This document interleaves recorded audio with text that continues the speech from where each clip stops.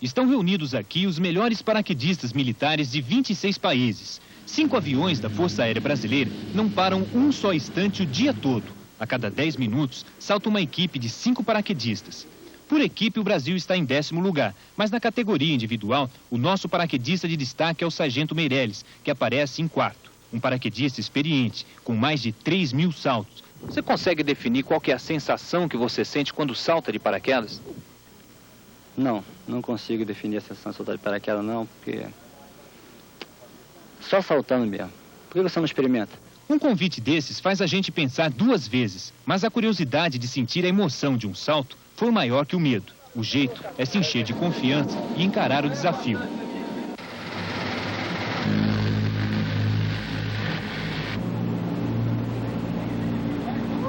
Nós estamos a 3.000 metros de altitude. Eu vou saltar com o capitão Tirelli. Ele foi o único paraquedista do Brasil que saltou na abertura das Olimpíadas de Seul, junto com outros 76 paraquedistas de todo o mundo. Está chegando a hora aqui do meu primeiro salto. É seguro mesmo? Olha, esse equipamento foi construído justamente para isso. Tem 2 paraquedas iguais e tem toda a segurança para o trabalho que nós vamos realizar. Quantas vezes você já saltou com 2 paraquedas? Esse é o meu 12º salto. Vamos lá, então. Alguns paraquedistas saltam primeiro. O capitão Tirelli me dá as últimas instruções. O paraquedista civil Ricardo Petená, da equipe Azul do Vento, vai saltar junto para filmar a queda com a câmera presa ao capacete. Na hora do salto, a tensão aumenta. Até o paraquedas abrir, foi uma queda de 1.500 metros, a uma velocidade de 200 km por hora.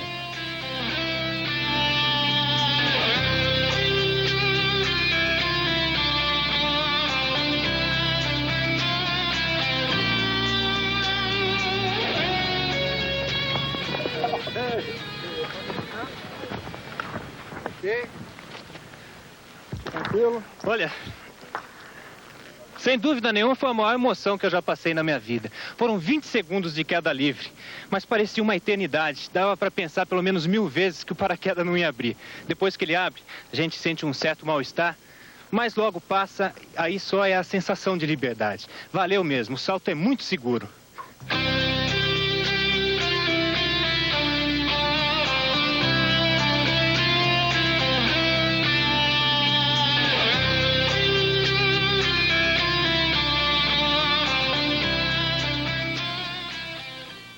O Campeonato Mundial de Paraquedismo. Já estamos aqui a cerca de 15 metros de profundidade. Agora um encontro com um soldado do Corpo de Bombeiros que está voltando de lá. Já dá para ver as primeiras indicações. A condição de visibilidade que nós temos é menos de 2 metros de distância, com o refletor aceso que eu estou levando na mão. Agora já dá para perceber. Aí está o barco da morte. Pintado de branco, com várias janelas desse lado. Nós vamos tentar aproximar e até entrar. Tem uma janela quebrada aqui. Vamos tentar passar por esta janela. E é exatamente a cabine de comando do Batomushi. Essas peças de metal representam o comando da embarcação. Pela posição, ele está inclinado no fundo da Baía da Guanabara. Nós não podemos precisar como, porque a condição de visibilidade não nos permite isso. Aqui nós vemos pratos quebrados, latas de cerveja e de refrigerantes. Aí está o número da sua inscrição e o nome do barco no fundo do mar. É como se fosse um mergulho noturno. As condições de visibilidade da água são péssimas. Se ainda existe algum corpo lá embaixo, vai ser difícil resgatar.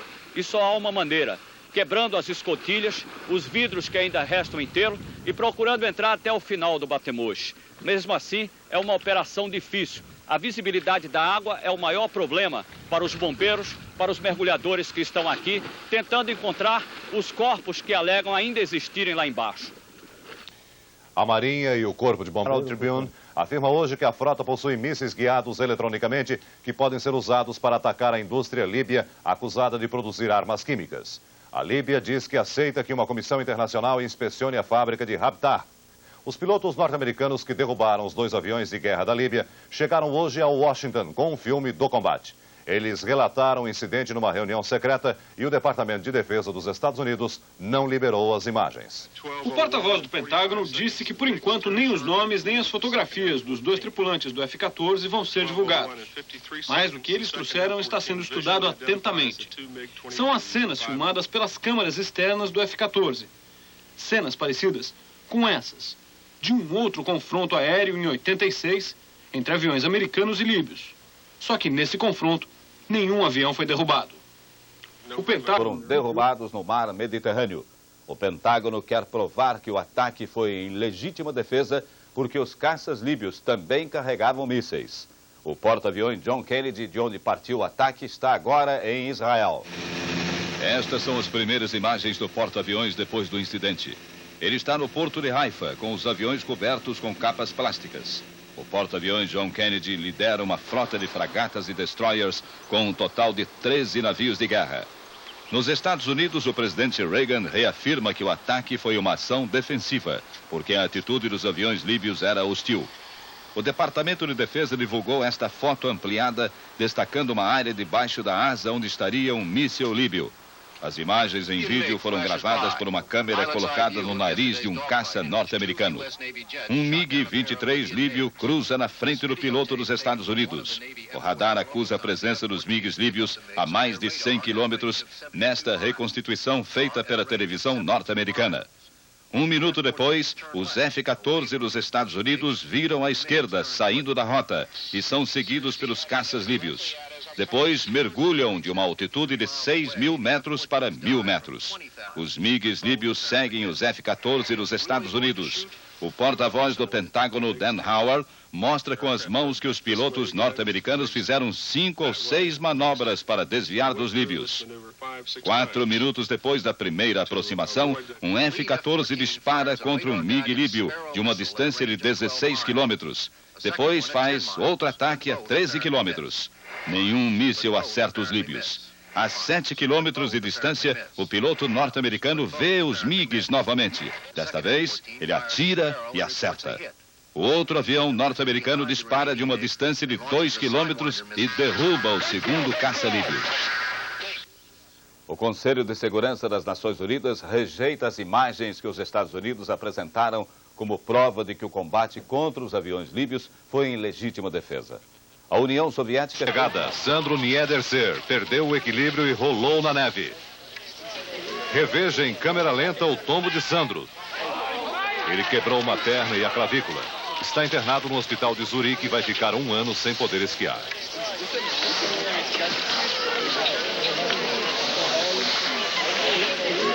Pela primeira vez no Brasil... Os aviões, um alemão e um inglês, caíram numa área deserta de Weismar, norte da Alemanha. É o primeiro acidente com aviões militares na Alemanha Ocidental este ano. Desde 1973, caíram na Alemanha 452 aviões militares. Um dos mais graves acidentes foi durante este show em Ramstein, ano passado. 52 pessoas morreram, mais de 500 ficaram feridas. O Globo Repórter denuncia: a máfia da cocaína está roubando aviões no Brasil.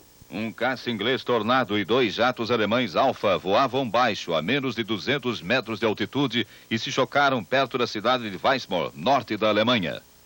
2 aviões caíram numa fazenda. Um dos jatos alemães ainda pôde fazer um pouso de emergência. 2 pilotos morreram. É o primeiro acidente com aviões militares este ano na Alemanha Ocidental. No ano passado aconteceram mais de 20 e nos últimos 15 anos quase 500. Os voos militares em baixa altitude chegaram a ser proibidos há 3 meses, mas foram retomados semana passada por ordem do governo alemão. 5 pessoas morreram.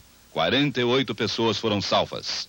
A Marinha abriu 2 inquéritos policiais militares. Um para apurar as causas do naufrágio e o outro para investigar as denúncias de suborno contra os sargentos da capitania que teriam liberado o barco com excesso de passageiros.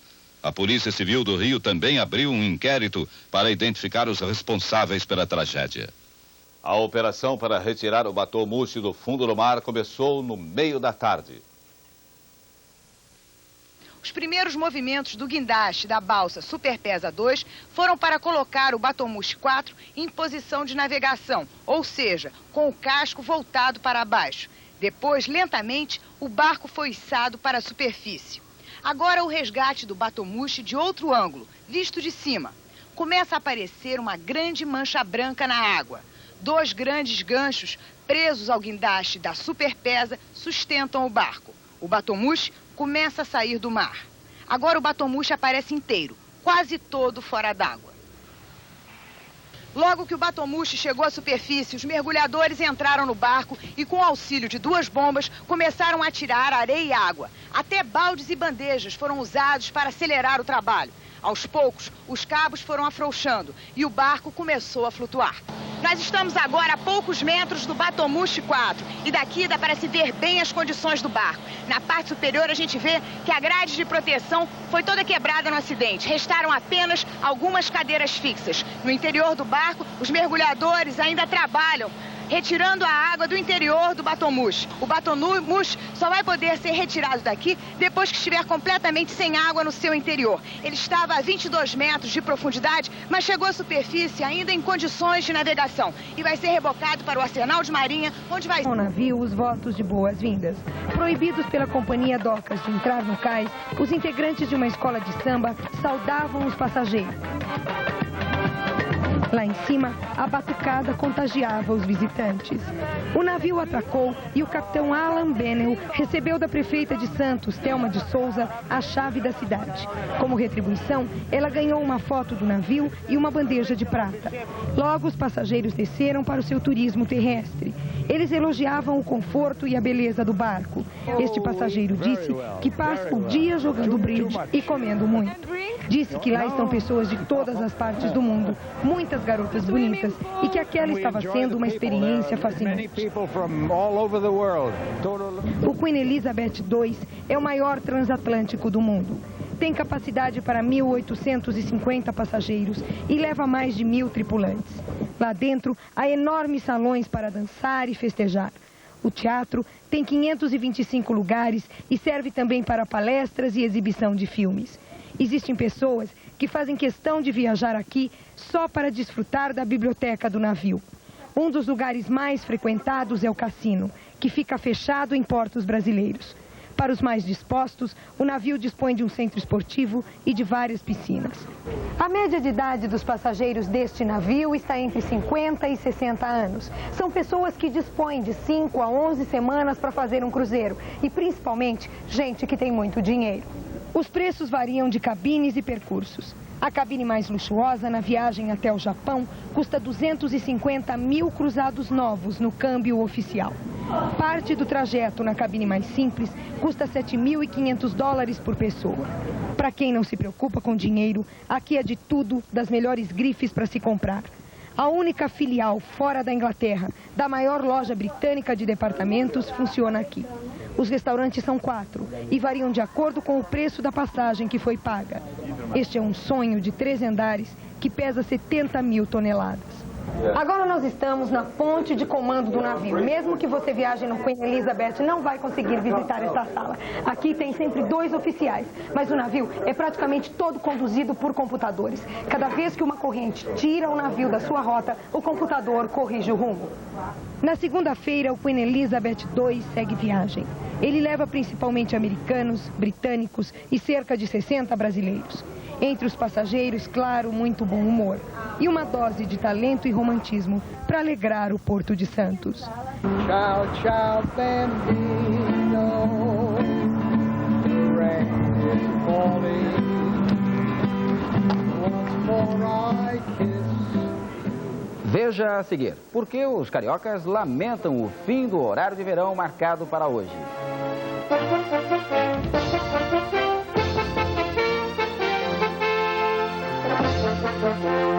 O apicultor calcula que eram cerca de 100 mil abelhas da espécie cárnica, mansas e altamente produtivas. Foi um trabalho cuidadoso para retirar um a um todos os favos que continham 60 quilos de mel da melhor qualidade. Agora as abelhas vão ser transferidas para um apiário. pensando. Isso deve ser na primeira hora, 10 horas da manhã, em que o banco abriu. Os funcionários ali trabalhando. Na esquerda do vídeo. Olha lá. Correu o guardinha e entrou o assaltante. O outro. E aquele outro moço ali foi fazer um depósito. Mas ele ficou meio esparvalhado, né? Ele está ali numa sequência meio natural. Só que não tem nada de natural aí. A moça aqui, olha, tá vendo? Parada, meio estática. Vai durar 1 minuto e 30. Marca no seu cronômetro. Não passa disso. Eles devem estar no cofre nessa altura.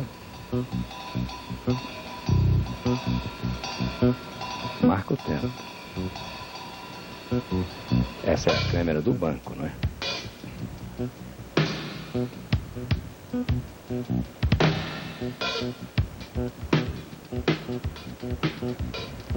Provavelmente eles disseram para aquela moça ali, não olha para trás, e pro rapaz também que está na mesa de trás dela. Ela está sem saber o que fazer com as mãos. Porque ela está com medo, né? De botar a mão para baixo e o sujeito pensar que ela vai pegar alguma coisa ou tocar uma campainha, sirene. E continua a vida normal. Olha, lá vem eles, saco de dinheiro, botou a arma dentro, lá vem outro correndo com a arma na mão e saíram. 1 minuto e meio. Agora ela bota a cabeça para baixo, relaxa, não tanto. Agora o guardinha vai voltar, já sem revólver, no coldre, junto com outro funcionário. Meio temeroso, quer ir para a porta e tal. E o guardinha tá aí, ó. Não tem nada no coldre dele. Isso é um assalto a banco. E isso é um outro assalto a banco. Entraram. Um correu para lá, o outro foi para outro canto, o outro ficou ali, 2 ficaram na porta, que é a regra. Normalmente são 6 e um tá aqui embaixo, ó, com a faca na mão, aí, mandando todo mundo deitar. Deitou todo mundo. Fica um na porta, vai entrar uma senhora. Quis fugir. Não, volta. Deita. Não dura mais do que 2 minutos. Ação psicológica, amedrontar e levar um refém, aquele moço de branco que está saindo com eles com a sacola de dinheiro na mão. Agora presta atenção. Explosão. Uma grande explosão. Essa é uma outra técnica. Lá vem o carro. Eles fugindo, correndo, tiroteio. É um assalto mais ousado. E aí cortou. Lamentavelmente a gente não tem a sequência. Tem gente morta ali. Os estragos da bomba. E os cofres todos abertos.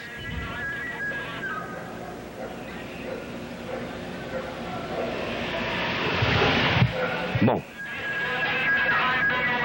daqui pra frente, vocês já conhecem de que forma... Com garrincha, uma coisa de doido, gordo. Vamos começar o striptease logo? Vamos logo. Ele beija, o gordo beija. Maestro! Agora tu não olhou pro maestro no teto. Muito bem. Isso, tá. Tira logo a luz, basta tirar uma. Tá, gordo? Pode tirar. Tô adorando isso. Agora, ela mesmo tira o sutiã. Ela é sem vergonha, essa Magda Kotrov, hein? Ela já sabe como é que tira tudo. Isso. Como é que eu vou fazer? Isso. Magda, vira pra cá. Vira pra cá, amor.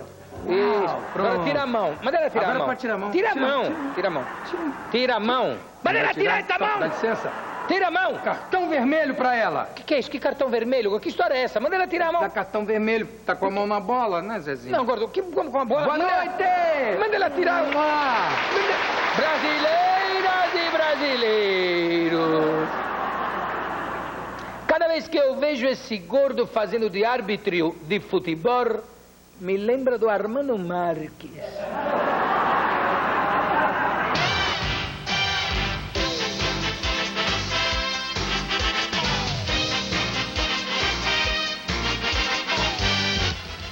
Quem procura aventura acha que, nesta quarta às 8h15 da noite, não deixe de ver... Não tinham nada a ver com os projetos secretos que estavam sendo feitos no país.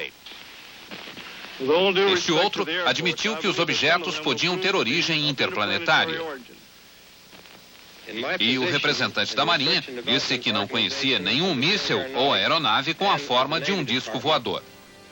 Para dar uma satisfação à opinião pública, a Força Aérea Americana criou uma unidade de investigação que chamou de Projeto Livro Azul. E Mike Berhel está agora com 2 oficiais americanos que estiveram envolvidos pessoalmente com o projeto. O coronel Robert Friend, que chefiou as investigações por 5 anos, e o coronel William Coleman, ex-porta-voz do Pentágono. O coronel Robert Friend diz que o projeto Livro Azul sempre enfrentou muitas dificuldades, apesar de pelo menos 100 casos investigados por eles terem sido considerados muito preocupantes. Por isso, diz que não ficou surpreso quando o projeto foi extinto em 69. O ex-porta-voz do Pentágono, o coronel William Coleman, admite que ele mesmo já viu um OVNI. Ele afirma aqui que isto aconteceu em 55, quando comandava um B-52 nos céus do Alabama. De repente apareceu um estranho objeto prateado que não tinha asas, media 20 metros de diâmetro e 5 metros de altura. O coronel fez um relatório oficial, mas ele conta agora que quando começou a trabalhar no Livro Azul, procurou o relatório e não havia nada no arquivo. Isso aconteceu com outros relatos que também desapareceram, diz ele. Os 2 militares americanos disseram também durante o programa que hoje se sentem usados pela Força Aérea. Segundo eles, o governo não estava interessado em divulgar a verdade. Queria apenas acalmar a opinião pública e minimizar os relatórios sobre OVNIs e ETs. O apresentador Mike Berhel afirma que se esse era o objetivo da Força Aérea, ele foi atingido. Em pouco tempo, o pânico foi substituído pelo riso e o noticiário sobre o assunto ridicularizado, passando a ser publicado só por jornais sensacionalistas. Quem declarasse ter visto um OVNI era imediatamente chamado de maluco. Com isso, muitas testemunhas idôneas começaram a ter medo de falar sobre os discos voadores. Esta cena do filme Contatos Imediatos do Terceiro Grau mostra uma realidade muito comum hoje em dia. No filme, os operadores da torre de controle detectam no radar um objeto não identificado que está próximo de um avião. O piloto e o copiloto confirmam que estão vendo este objeto. Mas quando os operadores perguntam se eles querem relatar oficialmente o incidente, a resposta é não.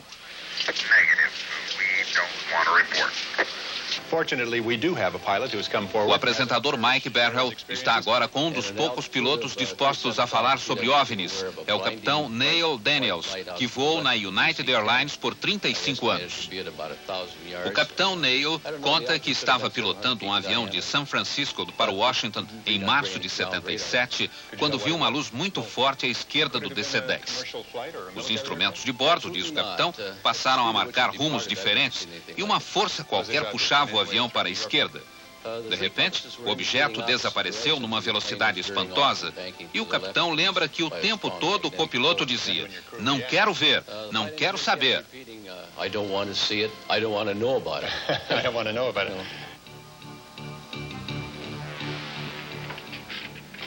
O interesse pelos discos voadores provocou uma onda de filmes de produção barata, principalmente na década de 50, e também estimulou imaginações de pessoas em busca de fama e dinheiro através de fraudes e falsificações. O autor deste filme jogou discos e objetos em frente à máquina fotográfica. Um outro falsificador disse que fez estas fotos depois de ser sequestrado por seres alienígenas.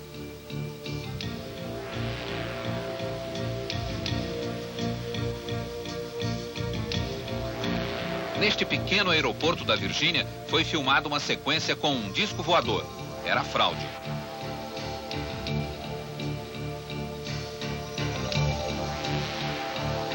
Esta fraude vem da Suíça. Um fazendeiro disse que foi sequestrado por ETs. A nave que ele fotografou foi achada no curral da fazenda.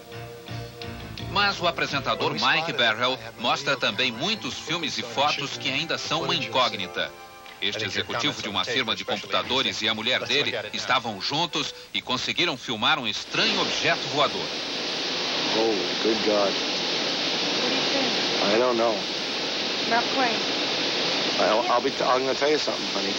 I don't know what the hell it is. Este outro filme foi feito na Guatemala por uma equipe que filmava um comercial de automóveis.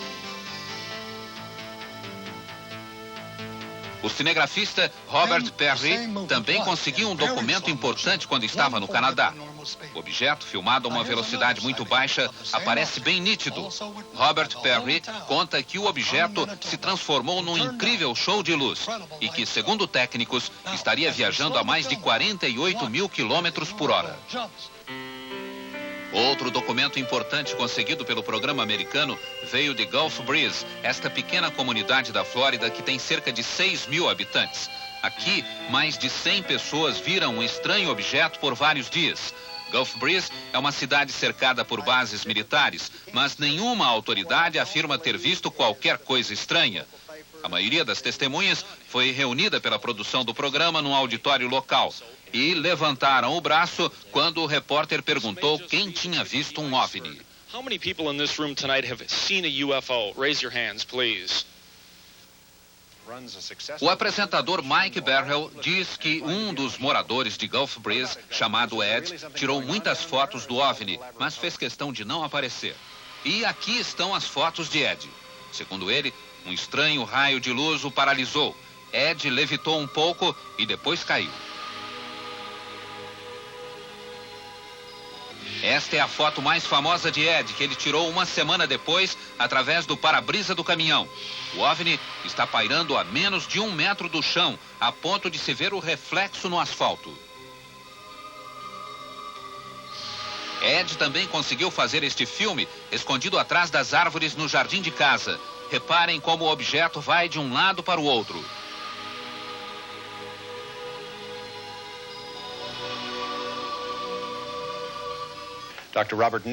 Mike Barrell diz agora que, para analisar as fotos de Ed, ele convidou 2 dos maiores peritos em análises fotográficas dos Estados Unidos. Um deles é o Dr. Robert Nathan, que trabalha há 16 anos para a NASA. Vejam o que ele diz. Me parece, diz o Dr. Nathan, que muitas dessas imagens são produto de dupla exposição fotográfica. Me parece também que a iluminação da nave é meio artificial, bem diferente da iluminação do fundo ambiente. Em muitas fotos, tanto a parte inferior como a superior da nave estão recortadas com nitidez, dando a impressão de que houve algum trabalho de corte ou de colagem. Tenho analisado fotos de OVNIs há mais de 30 anos. Gostaria de dizer outra coisa, mas na minha opinião, essas imagens de Gulf Breeze não conferem. Mike Barrell diz agora que pediu a opinião de outro perito, o Dr. Bruce Maccabee, um físico nuclear que trabalha para a Marinha e que também analisou muitas fotos de OVNIs. A opinião dele é diferente. O Dr. Nathan só viu algumas fotos, mas eu analisei todas, até a fita de vídeo, e me perguntei, se essas imagens são uma falsificação, como foram feitas? Procurei, por exemplo, uma linha fina em cima que pudesse ser um fio suspendendo a nave. Procurei qualquer sinal por baixo para ver se o objeto foi apoiado numa mesa ou numa coluna. Procurei reflexos de vidro que mostram que houve montagem fotográfica e não encontrei nada nas fotos que pudesse justificar essas alegações. Minha conclusão é de que as fotos são verdadeiras e que a espaçonave é extraterrestre, diz o Dr. Maccabee. Outro momento importante do programa, o depoimento de autoridades soviéticas. Pela primeira vez na história, o Ocidente toma conhecimento da posição da União Soviética em relação aos fenômenos extraterrestres. O apresentador Mike Barrell conversa primeiro com Leonard Nikishin, que é o secretário do grupo de trabalho do governo soviético para assuntos extraterrenos. Ele diz que a maioria dos cientistas soviéticos não acreditava em OVNIs, mas que agora a situação está mudando. Segundo Niksin, o fenômeno está sendo abordado de forma científica no seu país e ele acha que vão entrar em contato com ETs mais cedo do que se esperava. O outro soviético é Sergei Bonlantsev, um jornalista da agência de notícias TASS que é especialista em OVNIs. Sergei diz a Mike Barrell que o relato confiável mais recente aconteceu em 85. O piloto de um avião comercial notou um feixe de luz que iluminava totalmente o solo, uma luz tão forte que chegava a cegar as pessoas. O ponto de luz, diz Sergei, voou para longe do avião e começou a balançar da direita para a esquerda e de cima para baixo. Finalmente, voou ao lado do avião como se fosse uma escolta. Os passageiros viram tudo e o objeto também foi detectado nas telas de radar da região. Sergei mostra agora esta foto feita na Bulgária em 78. Um casal estava tomando café quando viu isso. A foto foi feita com uma câmera Polaroid. Sergei informa que este outro OVNI foi visto perto de Murmansk, no norte da Rússia, quase na fronteira da Finlândia. Vocês vão ver agora um momento dramático do programa. Os depoimentos de 3 pessoas que teriam sido sequestradas por seres extraterrestres. Para garantir maior veracidade a esses depoimentos, todas foram hipnotizadas. As 3 testemunhas nunca se viram. Mas o estranho é que as histórias são muito parecidas. Rosemary é pintora e artista gráfica. Mora no East Village, em Nova York. Ela machucou o joelho e agora se recupera do acidente. Al Hassin mora no Bronx, também em Nova York, com a mulher e a filha de 12 anos. Ele trabalha na companhia telefônica e gosta de tocar guitarra. Liza Salviano mora em Nova Jersey, tem 28 anos, é casada e está grávida. Liza trabalha como secretária. As entrevistas foram feitas por 2 especialistas, a psiquiatra Raima Leibel e o pesquisador Bud Hopkins.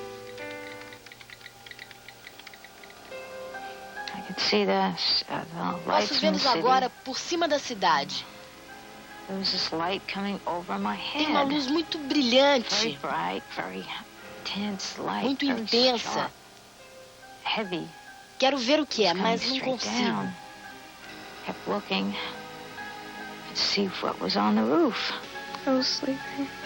Eu fui acordada.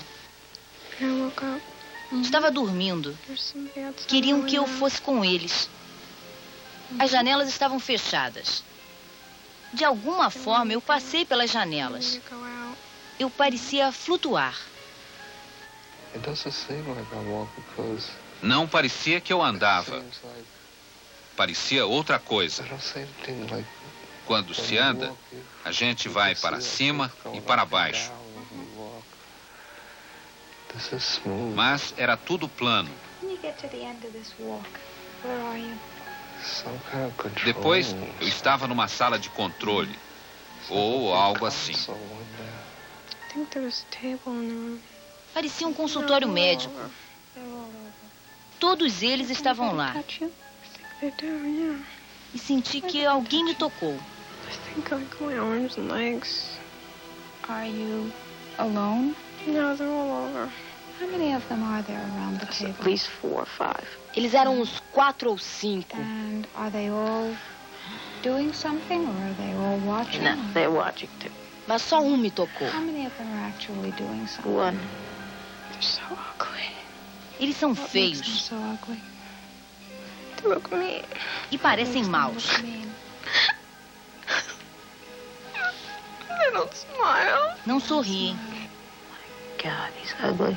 São muito feios. That is an ugly thing. Parecem mal feitos, Very ugly. distorcidos. His head looks so pathetic.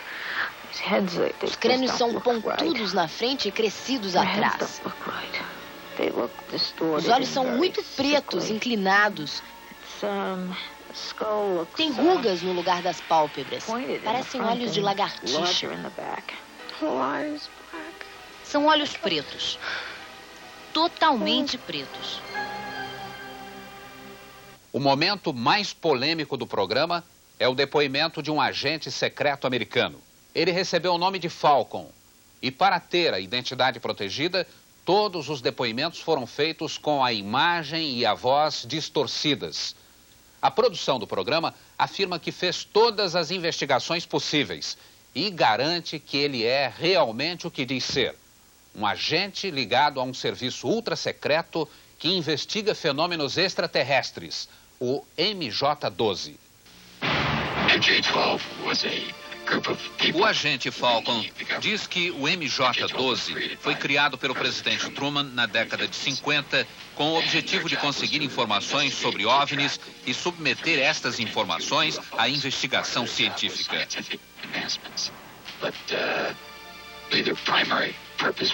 Com a ajuda de uma ilustração feita pelo programa americano, Falcon informa que as informações são enviadas ao presidente e ao vice-presidente,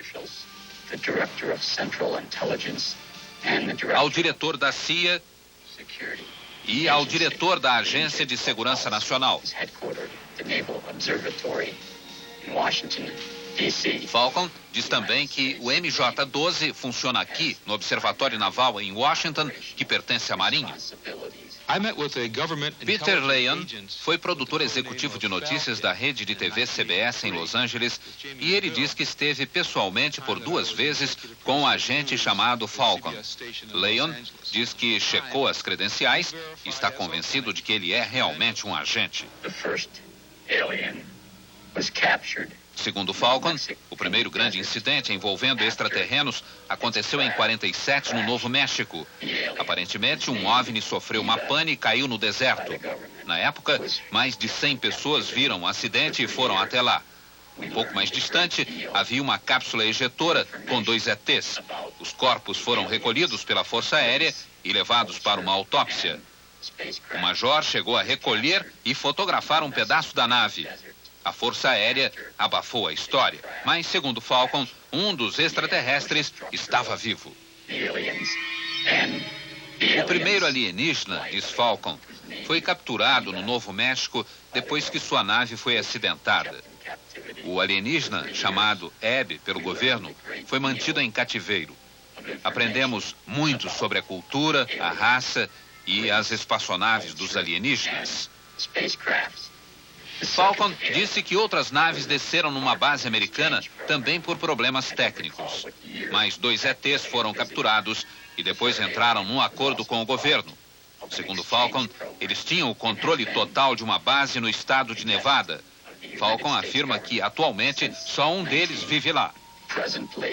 Esse alienígena, diz Falcon, visitou um terceiro alienígena também dentro de um programa de trocas e tem sido hóspede do governo americano desde 82. Falcon diz que eles vivem muito, de 300 a 400 anos, e são muito inteligentes, com um QI superior a 200. Outra curiosidade, gostam de vegetais. Falcon afirma que já esteve com eles e diz agora qual o aspecto destes extraterrestres. Eles têm de 95 centímetros a 1 metro de altura. Os olhos são extremamente grandes, com um formato próprio. Tem várias pálpebras internas e os olhos são 2 vezes mais brilhantes do que os nossos. Tem 2 aberturas onde ficaria o nariz. E a boca é pequena. Não tem dentes como os nossos. As gengivas também são diferentes. Os órgãos internos são muito simples. Tem um só órgão que funciona como coração e pulmão. O sistema digestivo também é muito simples. A estrutura da pele é, digamos, uma pele elástica e dura, talvez endurecida pela exposição ao sol.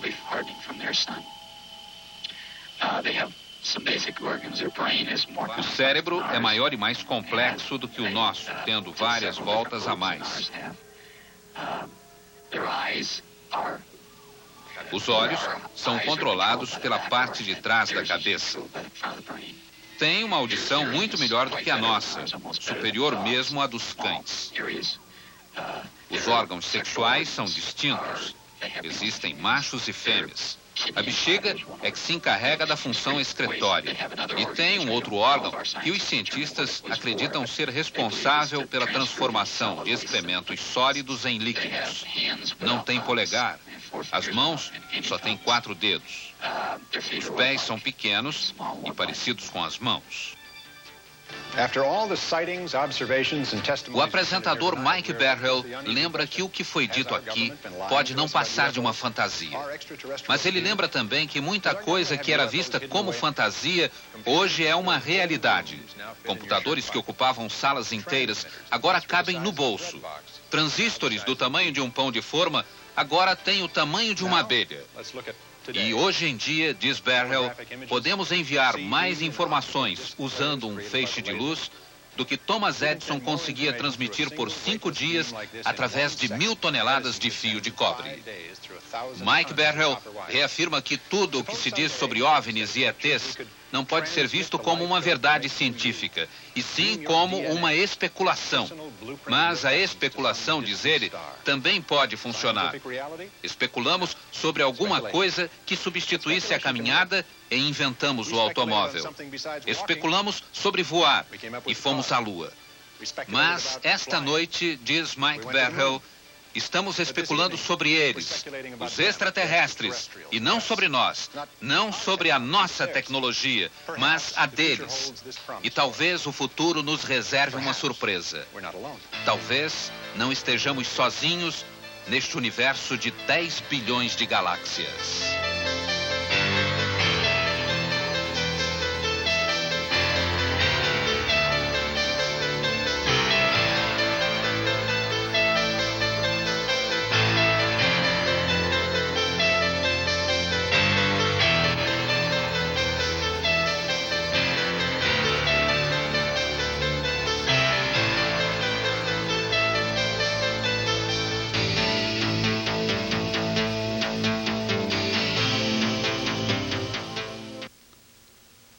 Boa noite.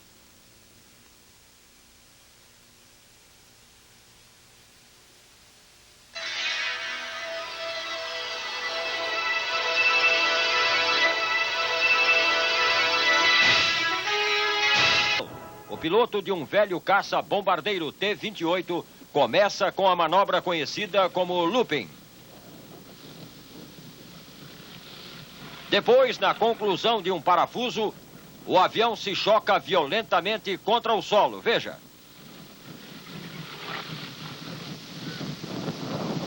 Não se sabe ainda qual foi a causa do acidente. Um avião bimotor com 10 pessoas a bordo cai sobre um prédio em construção em Lima, capital peruana. Ninguém sobreviveu. O avião levava 8 turistas americanos, além do piloto e do copiloto, e decolou do aeroporto de Lima durante um cerrado fora da brincadeira. Mas a grande novidade é a ilusão de viajar no tempo. Este é Larry Lester, criador dos efeitos especiais da Universal Studios, considerado um mestre na arte dos efeitos especiais. Ele pode fazer você morrer de medo dentro de um trem durante um terremoto.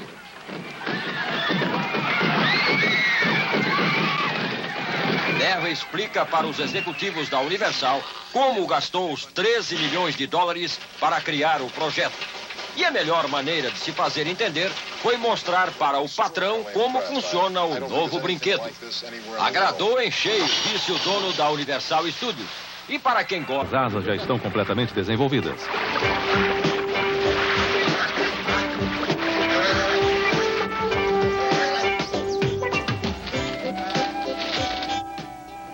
Agora eles estão com 3 meses. Bill acha que já está na hora de fazer um teste. Bill corre com o avião sem sair do chão, mas os gansos já dão pequenos voos.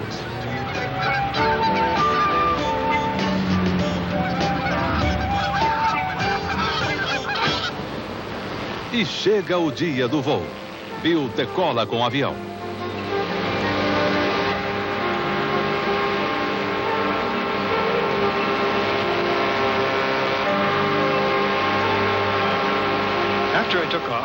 Assim que eu decolei, conta Bill, perdi os gansos de vista.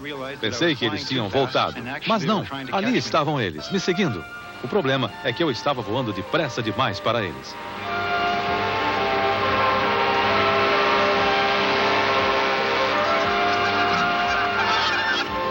Bill diminui a velocidade e os gansos entram em formação com ele.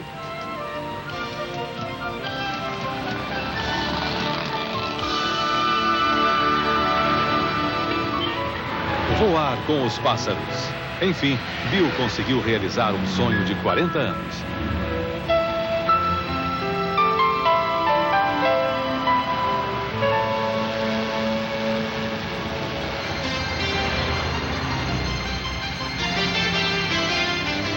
Agora os gansos começam a fazer manobras mais complicadas.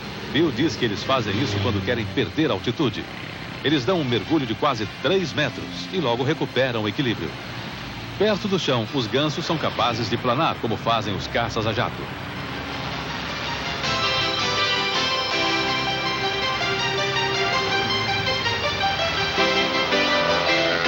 Bill tem o maior cuidado em não atropelar nenhum ganso quando aterrissa. E depois da aterrissagem, vem logo uma espécie de reunião. Os gansos bicam tudo. Até parece que estão checando o avião. Este se interessa pela parte elétrica. Este outro confere os documentos. Mas tudo não passa de uma forma curiosa e talvez afetiva de se comunicar com o piloto e o avião.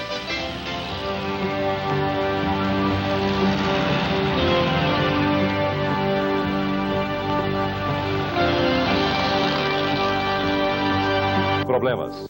Perdeu altura e caiu batendo em várias casas e arrastando outras. Depois explodiu.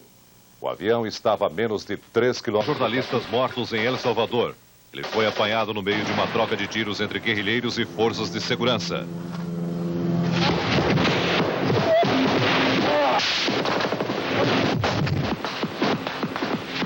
O cinegrafista morre filmando e a câmera não para.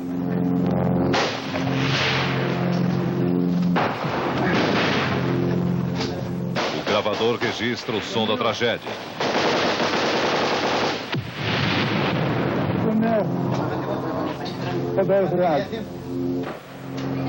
Um soldado aparece.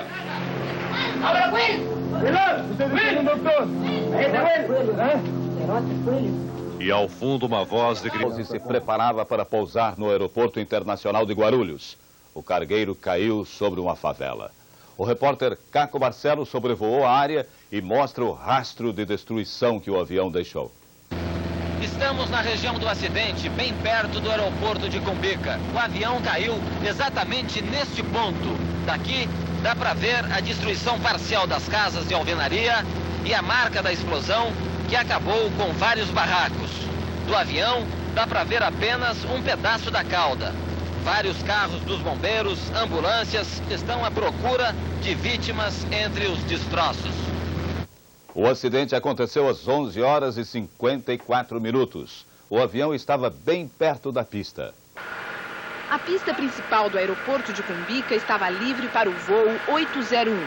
30 segundos antes do pouso, o cargueiro caiu, arrastando tudo que estava na frente. Casas, carros e pessoas. A Vila Barros parecia que tinha vivido uma guerra.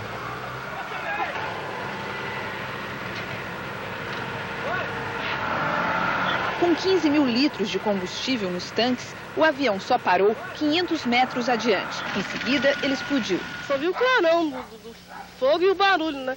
Como se fosse um terremoto. Aí a explosão e o fogo, você cobriu tudo, sabe? Estas são as primeiras imagens do acidente. Elas foram gravadas pelo fotógrafo profissional Edson Barros Goulart, diretor da Embrapa, empresa brasileira de fotografias aéreas.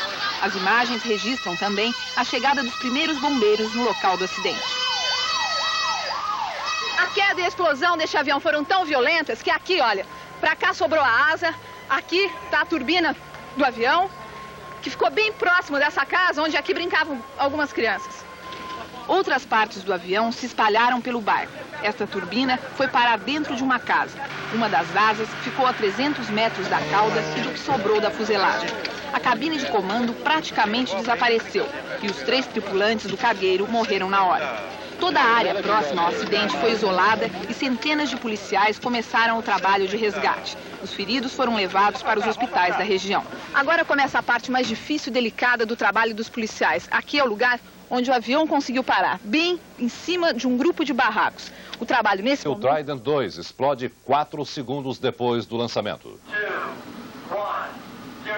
Ainda não há explicações para a falha do primeiro teste do míssil no mar. Disparado de um submarino, ele perdeu o controle como se fosse um busca-pé nuclear. 25 milhões de dólares voaram pelos ares sob o comando automático de um computador.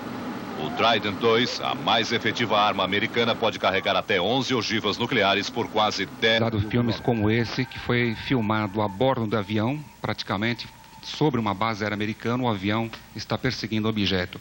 Esse segundo filme, que está passando em slow motion, mostrou um objeto em altíssima velocidade, devia ter aproximadamente 12 mil km por hora. Esse objeto, filmado no Rio de Janeiro, por Flávio da Rocha, no evento do próprio comandante Ossiri, em maio de 86, mostra um objeto também de forma lenticular. Na época, inclusive, houve o pronunciamento oficial do próprio ministro da Aeronáutica, brigadeiro Otávio Moreira Lima, sobre a incidência de 21 pontos aleatórios que estavam interferindo, estavam saturando os radares brasileiros. Esse filme, filmado pela televisão japonesa, mostra um objeto de forma esférica, aparentemente branco, tendendo para o laranja, está sendo passado agora em slow motion. Ele desceu lentamente sobre o morro e em seguida subiu. Segundo as pesquisas nesse documento, mostra um autêntico objeto não identificado. Ele não se parece com nada conhecido dentro das nossas aeronaves convencionais.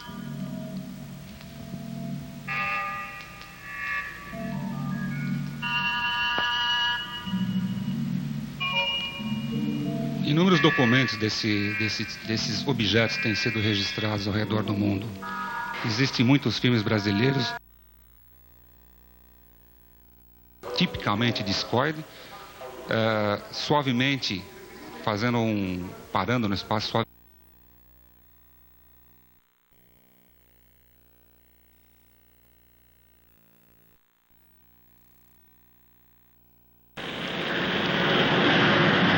Esse objeto feito vários objetos filmados nos Estados Unidos.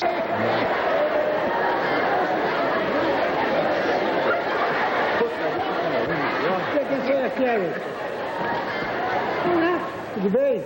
Sei que tem gente estranha aqui na praça. Você vem sempre aqui? Venho. Ah, vem que tem. Olá, como é que vai, meu amiguinho? Você tá sumido, onde é que você tem andado, tá sumido? Mas para com isso, como a senhora invoca? Ah, tava na toca. Que toca? Eu tô dizendo que a senhora invoca de tanto meter o bedelho. Ah, na toca do coelho? Ué, mas por acaso, Apolônio, por acaso você é coelho? Não, não é hoje. Hoje eu dou um tapa na velha, ninguém tasca. Ah, coelho de Páscoa. É da Páscoa e a baluca.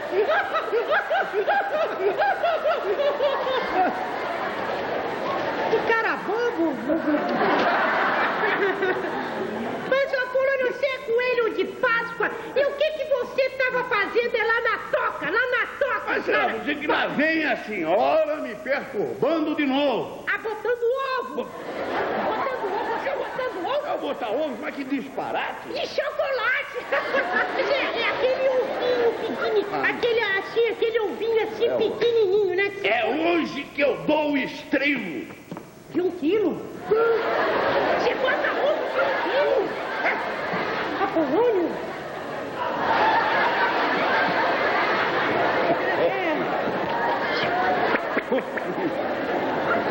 Apolônio?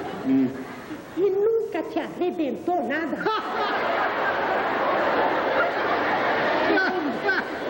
Não, por quê? Arrebentou? Esse é termo que a senhora emprega? Pois é isso que eu estava pensando. Não! É isso que eu estava pensando, Apolônio, porque o tivesse te dado um ovo daquele... Não, senhora, pelo amor de Deus. A senhora é uma peste, eu vou ficar na minha. Ah, não vai fazer mais. O teste da farinha não vai fazer mais. Não vai fazer mais. Nessa sua qualidade de colocar ovo de 1 quilo, não teve nada assim mais grave? Não, realmente a senhora é um estorvo desgraçado. Ah, teve um ovo atravessado, né? Teve um ovo distóxico, né? E como é que fez pra esse ovo? Esse ovo vinha assim, Eu juro que um dia eu te mato, nem que tenha que pegar uma cana. Ah, fizeram cesariana. Mas tinha que fazer cesariana. É mentira, eu vou me embora. Vai, graças a Deus, vai, dona. E olha, a senhora hoje vai cedo e tá se livrando, viu? Tá se livrando por um triz. Não quero ver a cicatriz, não. Não vou ver a cicatriz. Com ovinhos pra você. Que ovinhos, o que lá pro diabo? Eu fico com pena aí, sinceramente. Coelho da Páscoa, eu sou o Coelho da Páscoa, eu fico lá na toca botando ovinho, mais de 1000 ovos e de 1 quilo. Agora teve um que atravessou, tive que fazer. Cesariana. Cesariana? E tem muitos ovos aí dentro? Não, aqui deve... Você sabe que outro dia eu ainda estava comendo.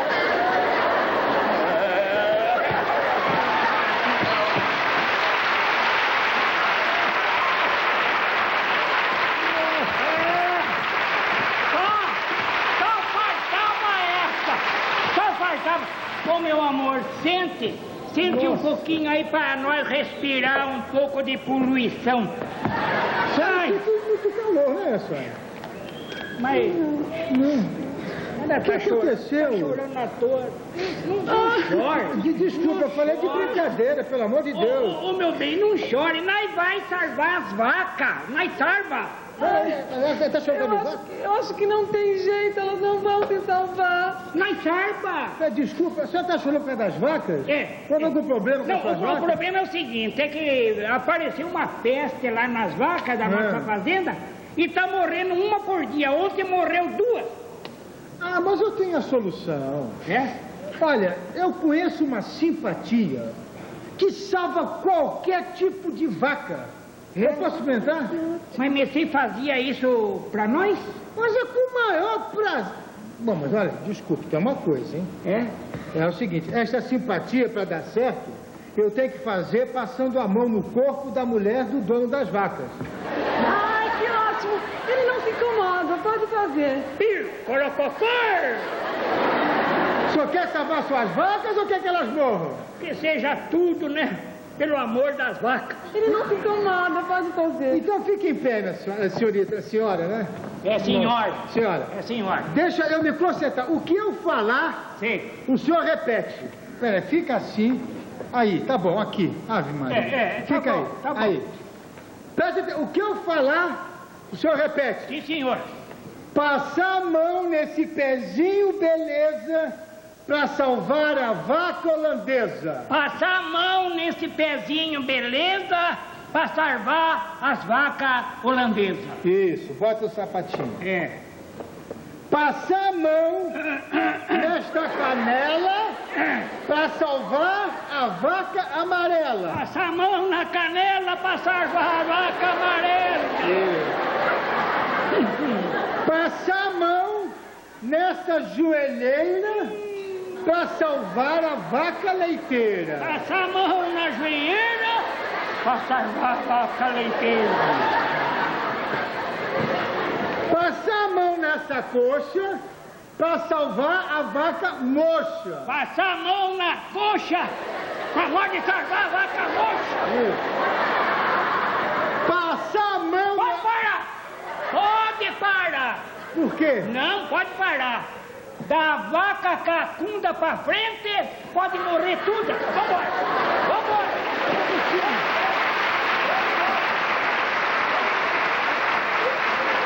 Às vezes dá certo. Estava completamente lotado. Milhares de pessoas tinham ficado do lado de fora. Por uma porta que teria sido deixada aberta, ou segundo as autoridades foi arrombada, eles começaram a entrar. Não havia espaço para mais ninguém, mas os torcedores sem ingresso forçavam a entrada. Os que estavam lá dentro, imprensados, começaram a ficar asfixiados. E então, eles passaram a saltar a cerca e o alambrado. Outros procuravam subir para a parte superior do estádio.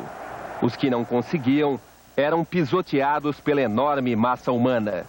Para muitos, era impossível se mexer no meio da multidão compacta. Os que escapavam passavam a arrancar os cartazes de publicidade para serem usados como macas para o transporte dos feridos. O que parecia ser uma alegre tarde... Na Inglaterra, matou 56 torcedores. Mais de 200 pessoas ficaram feridas. No ano passado, os portões do estádio de Katmandu, no Nepal, foram trancados quando o jogo começou. Caiu uma chuva de granizo e a multidão não teve por onde fugir. O pânico matou 70 torcedores. Mas a tragédia que marcou definitivamente o futebol inglês e a torcida do Liverpool foi na final da Copa dos Campeões, em 85. Os violentos torcedores ingleses atacaram a torcida italiana do Juventus no estádio de Heysel, em Bruxelas. Os italianos tentaram fugir da confusão. Foram empurrados contra uma... A multidão estava enjaulada. Várias pessoas sufocadas, outras pisoteadas. Enquanto do outro lado do campo, a torcida do Nottingham Forest ainda cantava. Era o começo de uma tragédia esportiva sem precedentes. A Inglaterra está em estado de choque. Os jornais de domingo já chegaram às bancas desatualizados. Durante a madrugada, mais 15 pessoas morreram, elevando o total para 108 mortos. Dos 50 feridos ainda internados, 15 estão na UTI. Muitas crianças e adolescentes morreram e alguns sobreviveram com lesões no cérebro. Este torcedor do Liverpool A explosão de um Airbus na França. A queda do helicóptero em Copenhague, na Bélgica.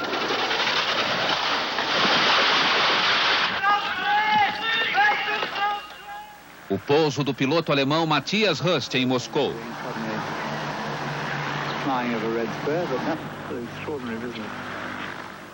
O desastre no palco em Americana, São Paulo.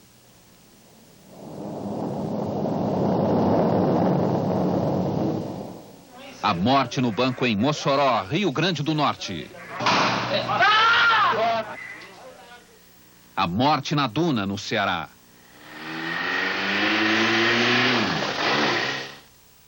O assassinato do presidente Kennedy em Dallas, nos Estados Unidos.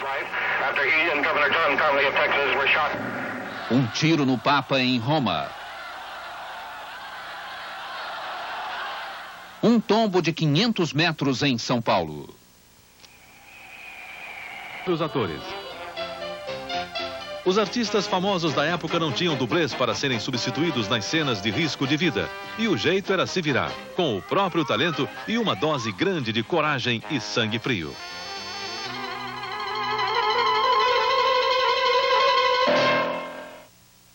Hoje, homens como este aqui é que precisam ter muita coragem e sangue frio para viver as cenas perigosas do cinema. Ele é Terry Leonard, um dos mais importantes dublês de Hollywood. Um dos últimos trabalhos de Terry Leonard foi no filme Tudo por uma Esmeralda. Ele substituiu o ator Michael Douglas em todas as cenas de aventura e perigo. Terry não é apenas um dublê muito requisitado pelos grandes produtores. Ele é também um dos preferidos de atores famosos, como o próprio Michael Douglas.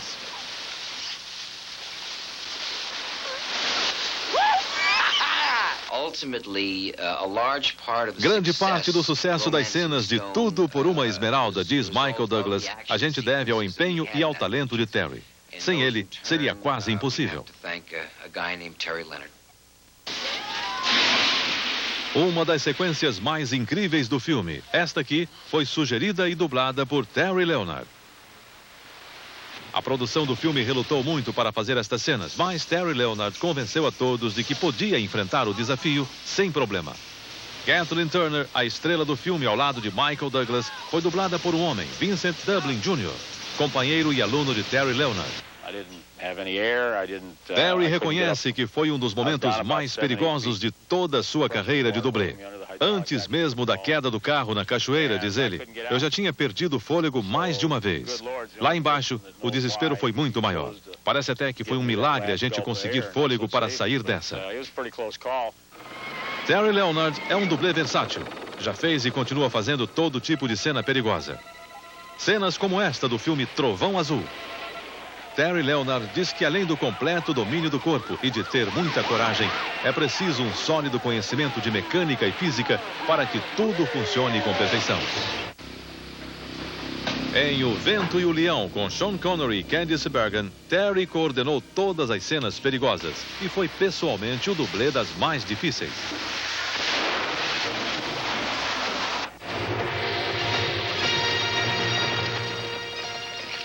Nesta aqui, quem se machucou foi o cavalo. O dublê não sofreu nada. Terry lembra que em ocasiões como esta, é sempre o animal que sai machucado.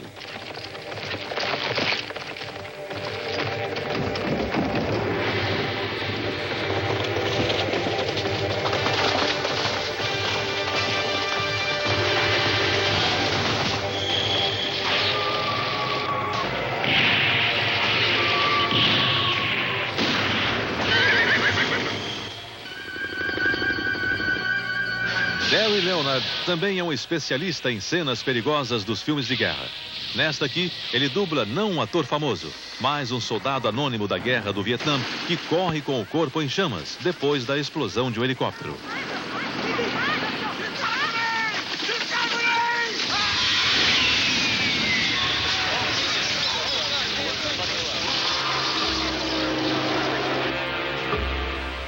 Terry Leonard diz que esta foi a melhor dublagem de toda a sua carreira. Em 1981, no filme A Lenda do Cavaleiro Solitário, Terry Leonard repetiu uma cena feita 54 anos atrás por Giacomo Canuck, um dos pioneiros da dublagem no cinema. Terry machucou muito as pernas e as coxas, mas não se importou com isso, porque o que ele queria mesmo era prestar uma homenagem a Giacomo Canuck, que foi professor dele e com quem aprendeu os melhores truques da dublagem.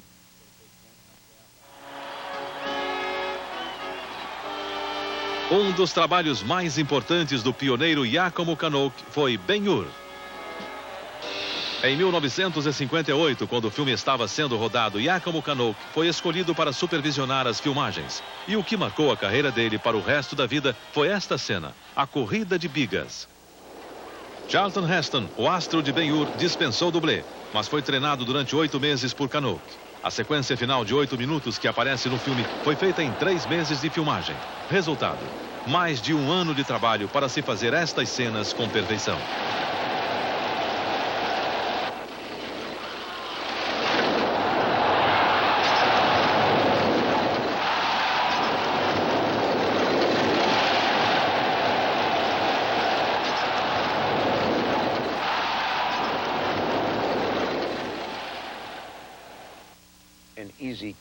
Os dublês são pessoas incríveis, diz Charlton Heston. Eles têm uma grande confiança em tudo o que fazem. E quando passam isso para nós, atores, a gente também passa a ter segurança. Aquelas cenas que fiz em Ben-Hur foram um dos momentos mais excitantes de toda a minha vida.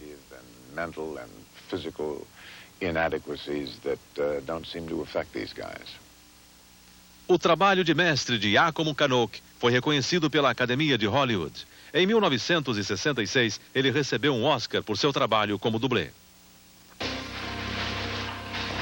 Para que uma cena de aventura, de perigo, tenha um resultado perfeito, dublê e ator discutem tudo como deve ser feito.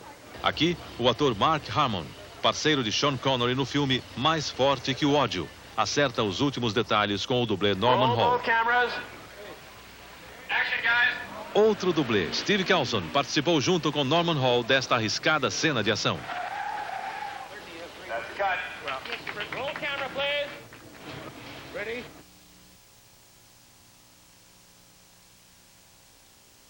Norman Hall dublou James Bond.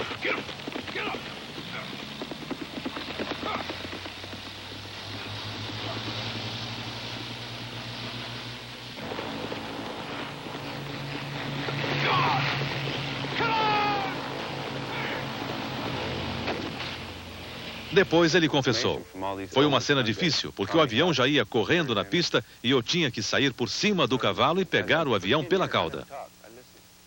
Nas outras cenas aéreas desta incrível sequência, Roger Moore, o James Bond, foi dublado por Jack Lombardi, um dublê especialista em acrobacias no ar.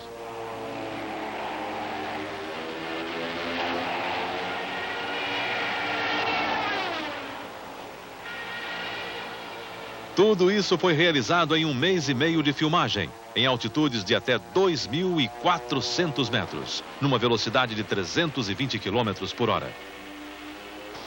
Jack Lombardi, que dublou Roger Moore, luta em cima do avião com outro dublê, Bay G. Worth.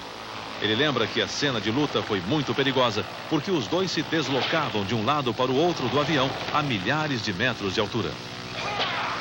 A cena foi feita 18 vezes de ângulos diferentes. Segundo os dublês, um trabalho exaustivo, mas que compensou pelo seu belo resultado.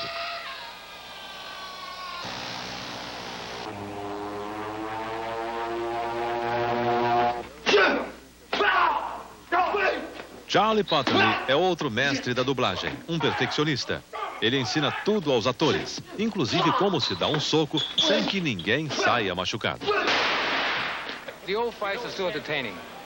As brigas dos filmes antigos, diz Charlie Patton, até que eram divertidas. Mas o que temos que fazer agora é adaptar a briga aos personagens e não apenas brigar por brigar. Tudo tem que funcionar de acordo com a história do filme.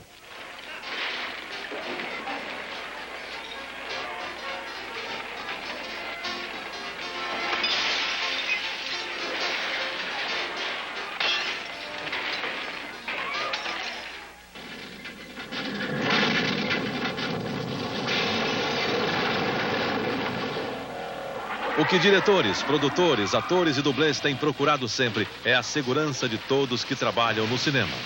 No filme Trânsito Muito Louco, de 1976, uma companhia de seguros inventou uma maneira para que o dublê se sentisse mais seguro. Veja. O dublê Vic Rivas se choca contra um muro de concreto de 16 toneladas a uma velocidade de 60 km por hora, protegido por um saco de ar. Esse mesmo saco de ar foi adaptado e usado anos depois para os testes de proteção dos motoristas nas estradas do mundo inteiro.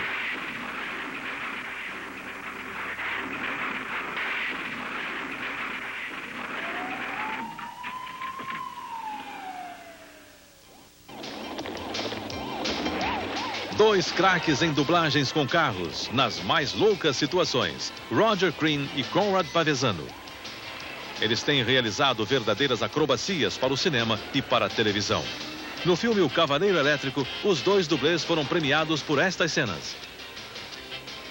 Conrad Pavezano alerta que um dublê não é uma pessoa doida que sai por aí fazendo loucuras. É, sim, diz ele, um profissional cuidadoso que sabe calcular tudo e, importante, não entra em pânico. Por seu talento, Itarimba Pavezano foi convidado para supervisionar as corridas de automóveis do filme Dragster. Ele convocou a melhor equipe de dublês motoristas e fez questão que a atriz Bonnie Bedelia fosse dublada por uma mulher, e não, como quase sempre acontece, por um homem vestido de mulher. A dublê é Carrie Colon. O carro dela vai explodir a quase 190 km por hora.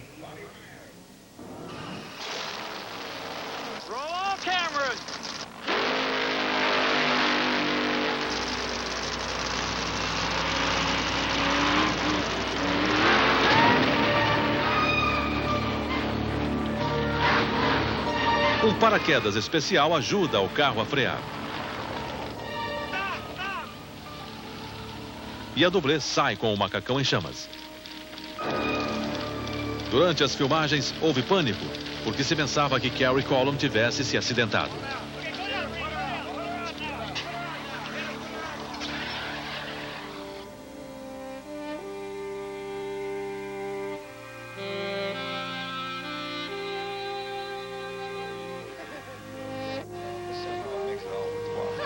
Tudo correu bem.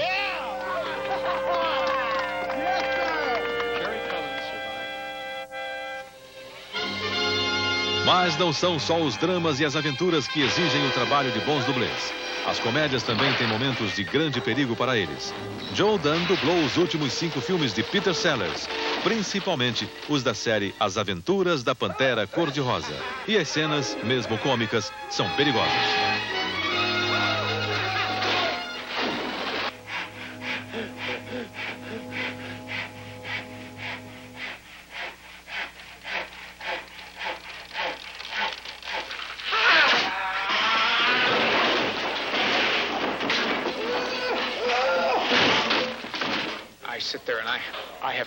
Joe Dunn garante que dublar um comediante exige muito mais atenção do que num filme policial ou de aventura. Ele diz que o cômico improvisa muito e o dublê tem que estar mais atento para não prejudicar a cena. Benny Dobbins é considerado pelos dublês de Hollywood como um homem de sorte. E sabem por quê? Benny é o preferido de Arnold Schwarzenegger e de Sylvester Stallone. No primeiro filme de Rambo, Benny Dobbins, de motocicleta, atrai um carro da polícia. Nessa filmagem, o dublê sofre um acidente. Os produtores esperaram 6 meses até que Benny se recuperasse para completar a sequência do filme. Um privilégio raro entre os dublês.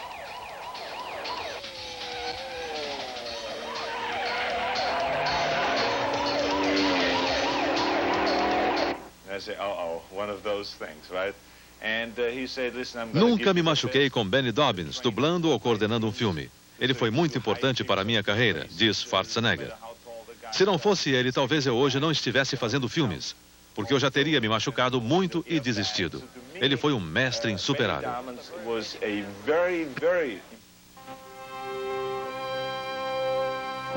Benny Dobbins morreu durante as filmagens de Inferno Vermelho.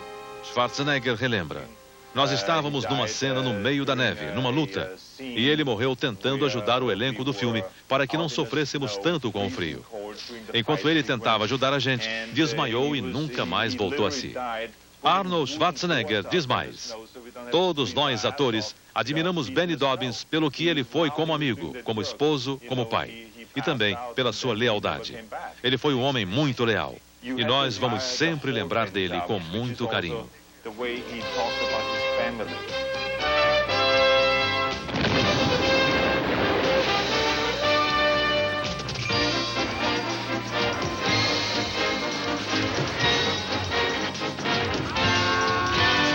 Aí outra vez para você como ele sai absolutamente reto de frente.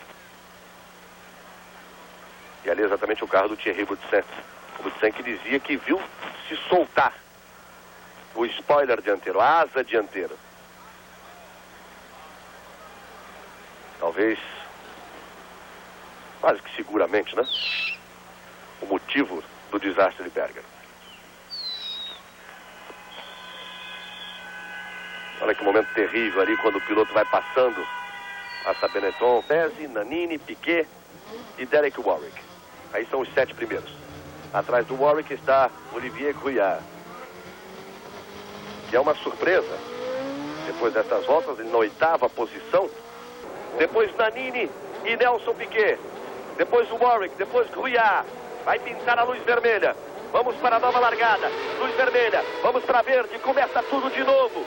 Ayrton Senna já não larga tão bem. Vai perder a posição. Vai perder a primeira posição. Prost é quem pula na frente. Senna é o segundo. Patrese é o terceiro. Mansell, que demonstrava estar muito apavorado. Ele é um piloto que não tem muito domínio das suas emoções. Mansell estava branco, apavorado. Largou mal e agora vai forçando em cima de Nannini. Quando o Senna já força para cima de Prost. Já faz a ultrapassagem. Na tosa, Senna já faz a ultrapassagem para recuperar a ponta. Maurício Gugelmin está ali no bolo, tentando recuperar posições. Senna é o primeiro, Prost é o segundo, Patrese, depois Nannini, depois Mansell, depois Piquet, Warwick. São os primeiros colocados. Gugelmin vai tentando fugir do tráfego para garantir a sua posição. Aí você vê Nigel Mansell. Não largou bem Mansell. Senna, Prost, Senna também não largou bem, mas depois forçou em cima de Prost e conseguiu a ultrapassagem logo na tosa. Recupera a ponta Senna. Senna, Prost, Patrese, Nannini. Mansell é o quinto, Piquet é o sexto. Warwick é o sétimo. Vamos acompanhar mais uma vez a largada. Você vai ver como o Senna não pulou bem, como o Prost foi mais esperto. Veja só, o Prost por fora pulou à frente, Senna entrou atrás dele com cuidado. Não foi disputar a posição logo na primeira curva na Tamburello, nem na tentativa de perna da Villeneuve, mas forçou para fazer a ultrapassagem na Tosa. E aí, bate forte no muro de proteção e pega fogo. O piloto é socorrido com rapidez e as equipes de resgate evitam consequências mais graves do acidente. No fim da corrida, circuito de Imola, na Itália. Logo no início da corrida, a Ferrari do austríaco Gerhard Berger sai da pista, bate seguidas vezes no muro de proteção e pega fogo. Você pode acompanhar no relógio. A equipe de socorro levou 14 segundos para dar início ao combate ao fogo e ao resgate do piloto de dentro do carro.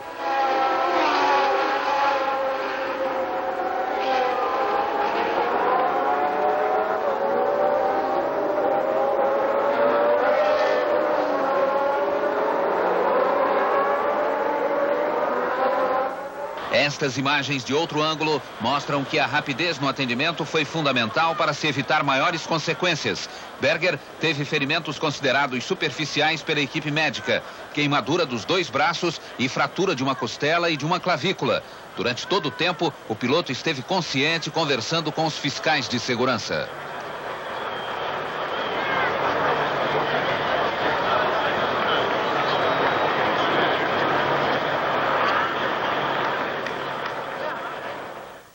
O piloto Gerhard Berger já deixou o Hospital Geral de Bolonha e está sendo levado de avião para Viena, na Áustria. Para alguns dirigentes da equipe Ferrari, Berger chegou a dizer que estava se sentindo bem. Ele cai fora do ponto e vai parar no hospital.